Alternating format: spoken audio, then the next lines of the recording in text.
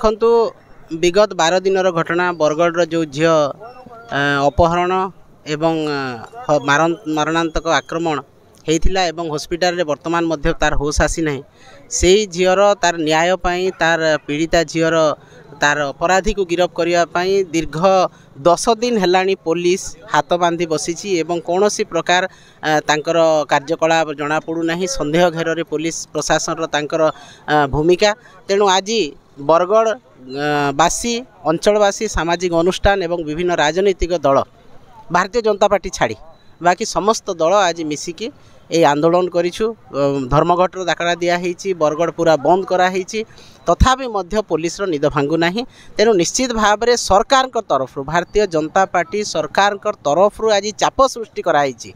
जेहेतु अपराधी गोटे भारतीय जनता पार्टी कार्यकर्ता तेणु पुलिस प्रशासन उपरे चाप पकाई ताकू गिरफ करा न जाओ ए पर्यंत गिरफ है नहीं अपराधी। तेणु आम पुलिस को चेतावनी दौचु सचेतन करूँ जे आगामी दिन में राजरास्तार लड़ई न हो से तुरंत अपराधी को गिरफ करा जाओ एवं जो पीड़िता महिला को ताकू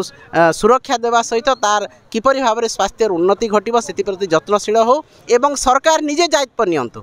ए अपराधी को गिरफ करने एवं पीड़िता को न्याय देवाई निजे सरकार दायित्व नियंतु। मुख्यमंत्री जेहेतु गृह विभाग दायित्व में अच्छा मुख्यमंत्री दायित्व नियंतु।